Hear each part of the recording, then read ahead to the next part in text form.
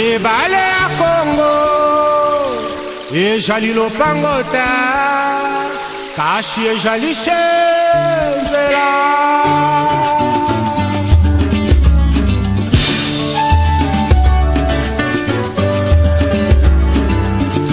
Yahweh benisa Congo Yahweh batela mitombo Yahweh benisa mikombo Yahweh batela mikombo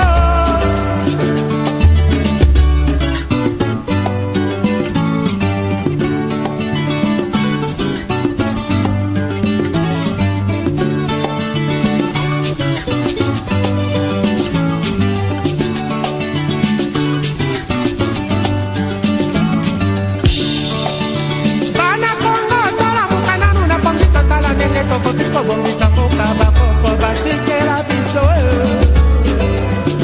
Bangala na bakongo baluba bashwai babembe na Yahweh batela mitombo Yahweh benisa mikombo Yahweh batela mikombo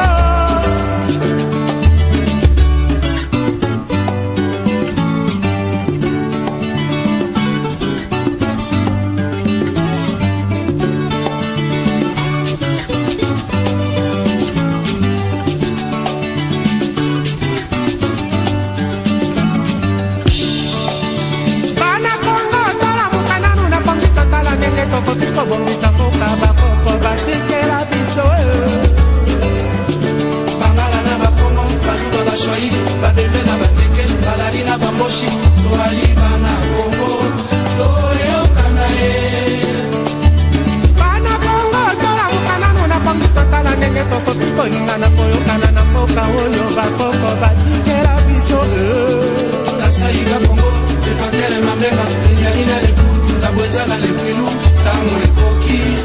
Oui, nous avons examiné les rapports de la commission chargée du processus électoral. Il y a des points de compromis, évidemment, de convergence, et il y a des points de divergence. On peut dire qu'il y a beaucoup plus de convergence que de divergence. En ce qui concerne la refonte du fichier, il n'y a pas de problème. Le respect de la Constitution, pas de problème. La recomposition de la CENI en ce qui concerne les composantes qui veulent remplacer leurs membres, il n'y a pas de problème. Le CESAC est fait mandat, il faut renouveler le CESAC, il n'y a pas de problème. Nous avons eu d'autres compromis partiels, par exemple en ce qui concerne la séquence électorale. Il avait été dit, en ce qui concerne les rassemblements, qu'il fallait faire l'élection présidentielle, coupler avec les législatives nationales, et 4 mois après faire les élections provinciales. Vous vous souvenez que nous avions dit qu'il fallait coupler les trois. Et puis après, nous nous étions mis d'accord pour coupler la présidentielle avec l'île, soit la provinciale, soit législative nationale, et une semaine après, faire l'autre. Mais les techniciens sont venus nous démontrer que c'est une aberration sur le plan technique.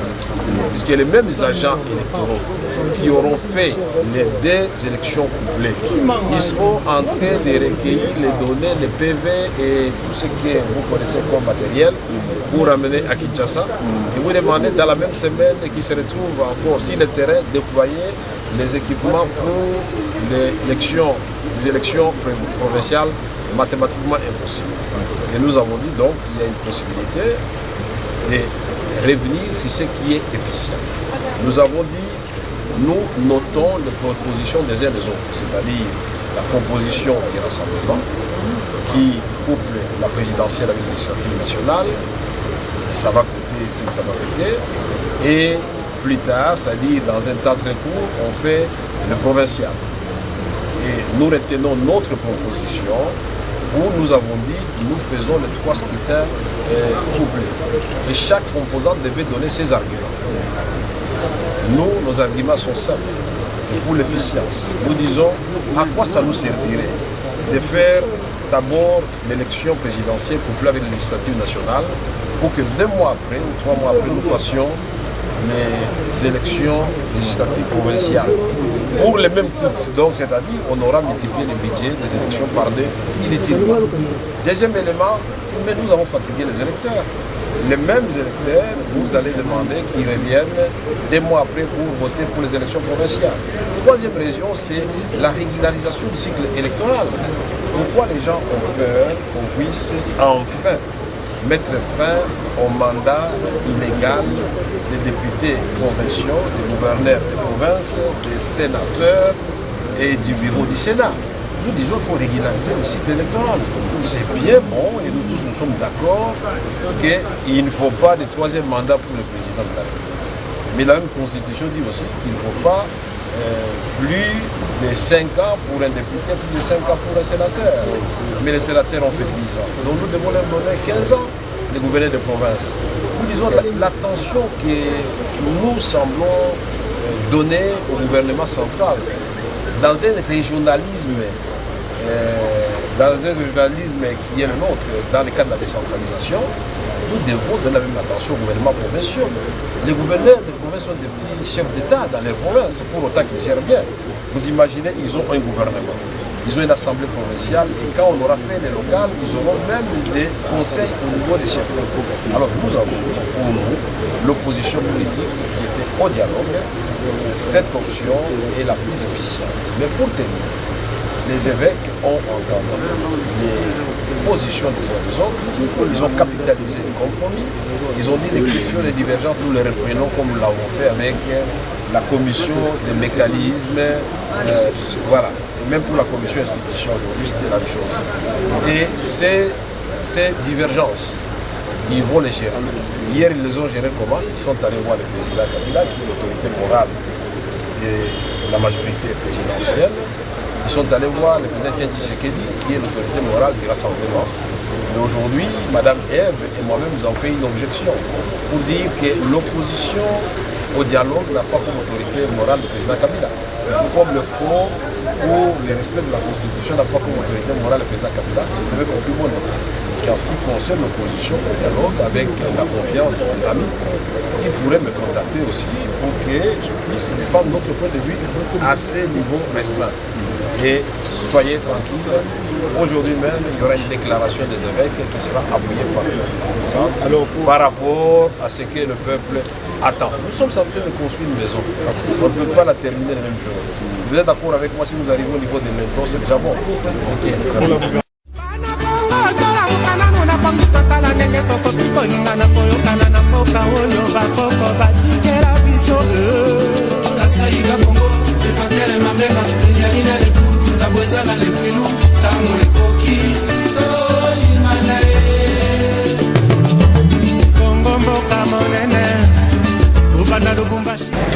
Nous attendons des conclusions, des négociations directes ici, et également des négociations indirectes au niveau des hautes autorités morales des autres composants.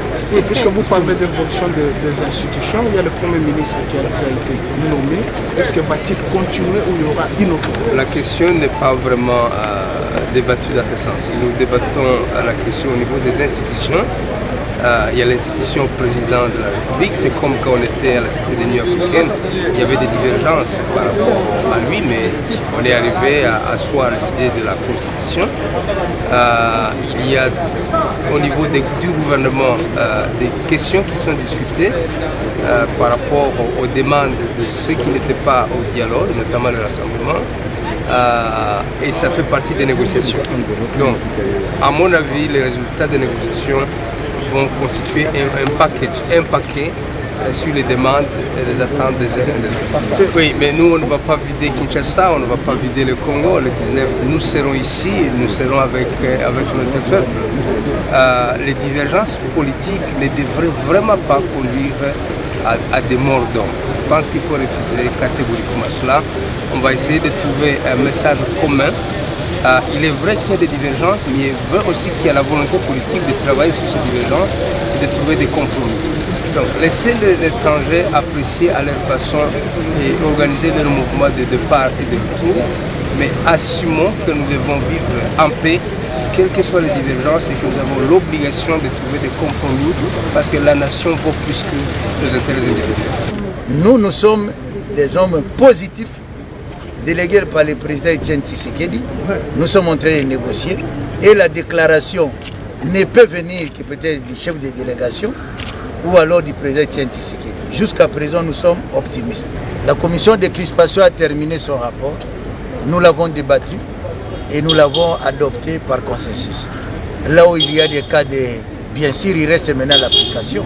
Là, on a parlé des personnalités phares qu'on devait libérer. Il y a les Kiomi, il y a Mouyambo, il y a Moïse Monidela, il y a le cas de Moïse Katumbi, il y a le cas de Roger Lumbala. Et au niveau de la commission, de la plénière, on a ajouté des noms comme le professeur Mbone Koubé, le Gustave Banamoukou et les autres qui sont arrivés même à une dizaine. Vous savez que c'est pour une première fois que nous allons nous mettre d'accord, nous tous alors, sur un calendrier électoral. Et c'est quelque chose que vraiment il faut applaudir. C'est quelle date? Non, c'est-à-dire nous allons nous mettre d'accord. Donc nous sommes en train de dire, pour nous rassemblements, nous disons, on doit tout faire pour que les élections aient lieu en 2017. Les autres ont donné leur date au niveau de la cité de l'Union africaine. Nous cherchons maintenant à voir comment retrouver un compromis. C'est ça au niveau du procès électoral.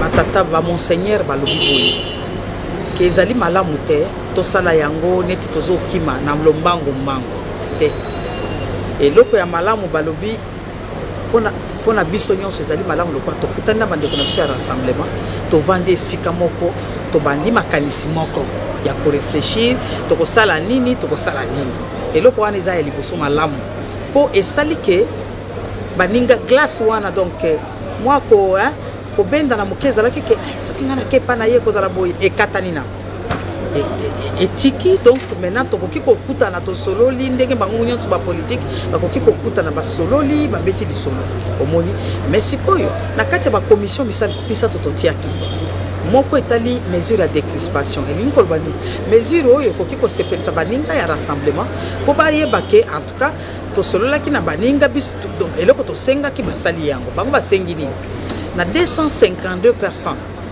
oyo bazali na baboloko banini oyo bango basengi ke bakoka kobima na commission na biso tolobi bo parce que ezali matière judiciaire ezali matière teke yo bima te bati commission moko ya ba haut magistrat bakozwa ba dossier wana nyonso bati na mesa batali mutu na mutu baoyo basengeli kobima basali bango mikanda baoyo basengeli kosala amnistie basaleli bango amnistie baoyo basengeli koluka grâce présidentielle balukeli bango grâce présidentielle kote mosusu toyokani biso nyonso ke esengeli na tango ezala société civile ezala majorité ezala opposition ezaki na dialogue ezala opposition ezala bandéclaration ya rassemblement toloba liloba moko na ba peuple congolais ya nini ya kimia parce que masolo ezokoba tokobomana po masolo ezokoba te tozala biso nyonso na kimia parce que ezali mboka na biso bamama mosusu bazali wana nanu bamoni ata clair te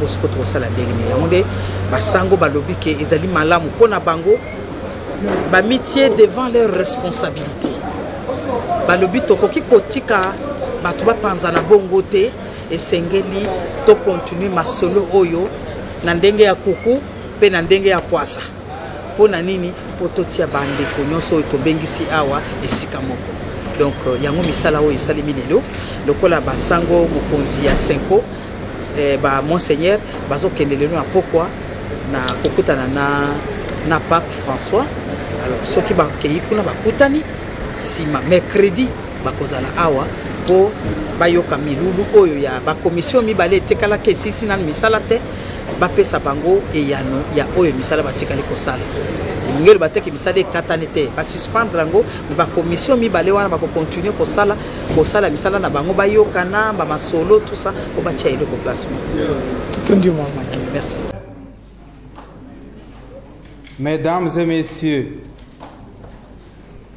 nous, acteurs politiques, leaders des organisations de la société civile et chefs religieux, venons de prendre part à des travaux importants pour l'avenir de notre pays. Il s'agit de négociations directes sous les bons offices de la Conférence épiscopale nationale du Congo, sur des questions d'intérêt national examinées dans 3 commissions constituées autour des thématiques ci-après.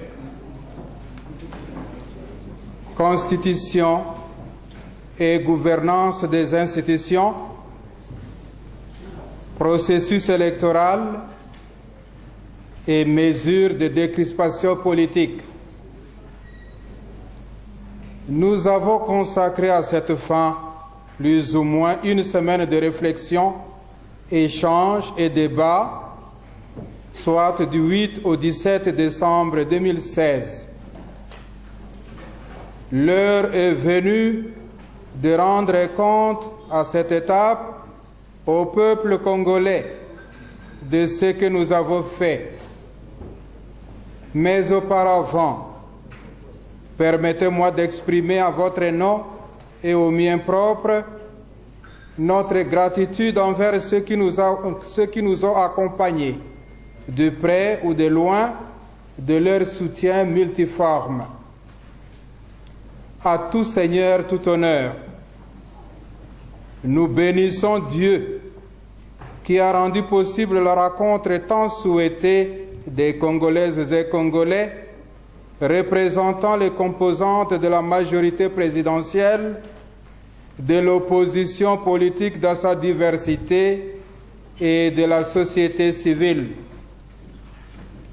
Nous rendons hommage au président de la République pour avoir accepté et encouragé la CENCO à organiser des discussions directes entre les signataires et les non-signataires de l'accord politique du 18 octobre 2016 en vue de trouver un large consensus autour des questions majeures relatives à l'organisation des élections, à la gestion des institutions à période transitoire et aux mesures de décrispation politique.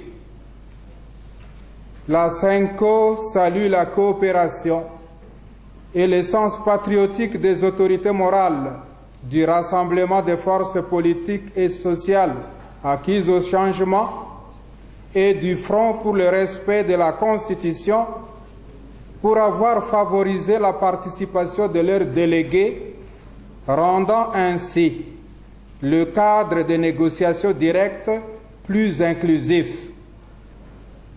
Elle félicite et remercie les délégués ayant pris part aux présentes assises pour la confiance placée aux évêques, l'esprit de compréhension dans les travaux abattus dans une atmosphère de sérénité et de respect mutuel. La CENCO exprime sa gratitude envers le peuple congolais et les amis de notre pays, la République démocratique du Congo, pour les prières incessantes et l'esprit d'attente et de communion manifestés en vue de la réussite des négociations directes entamées entre frères et sœurs. Chers participants, les travaux réalisés jusqu'en ce jour démontrent suffisamment notre volonté de travailler ensemble pour l'intérêt supérieur de notre pays. Nous sommes heureux de voir que nous sommes capables de dégager un large consensus autour des questions qui nous opposent, même si une telle démarche peut prendre du temps. Dès lors, nous sommes invités à persévérer dans la recherche de solutions consensuelles et que rien ne nous y arrête. Considérant l'intensité du travail, vu l'étendue de la matière et la contribution des uns et des autres, tous les participants se sont rendus à l'évidence qu'il ne faudrait pas traiter dans la précipitation des questions fondamentales qui engagent la vie d'une nation. Comme nous l'avons remarqué, des solutions consensuelles autour de quelques questions confiées aux commissions du processus électoral et de la gouvernance des institutions n'ont pas encore été trouvés. Pour faire justice à toutes ces préoccupations, nous demandons aux commissions concernées de poursuivre leurs discussions sous la coordination du secrétariat technique de la CENCO, profitant de la présence des évêques modérateurs de ces commissions qui sont encore à Kinshasa. En outre, les évêques poursuivent des contacts utiles non seulement avec les autorités morales de la majorité présidentielle et du rassemblement des forces politiques et sociales acquises au changement, mais aussi avec celles des autres parties prenantes. Ces dispositions nous permettront ainsi d'arriver à des conclusions à même de stabiliser de manière durable la situation politique dans notre pays.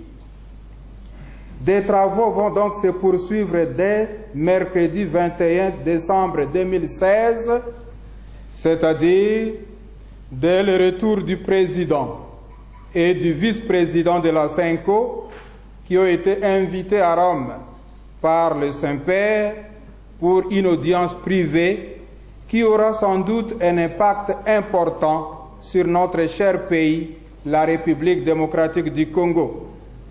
En attendant la relance des travaux, nous invitons les uns et les autres à prier pour notre pays, à œuvrer pour la paix. Heureux les artisans de paix, ils seront appelés fils de Dieu, nous dit Jésus-Christ en Matthieu chapitre 5, verset 9. La paix véritable et durable est un don de Dieu. Que Dieu nous bénisse, qu'il donne la paix à notre pays. Je vous remercie de votre aimable attention.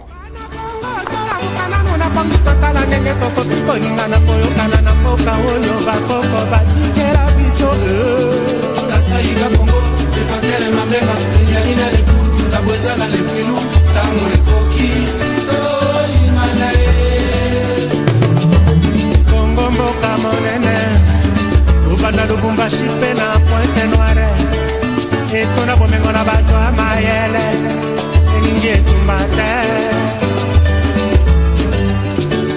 po etumba ebenganaka kimia ebomaka bombeko eteki ekolo oyina libongo bani pe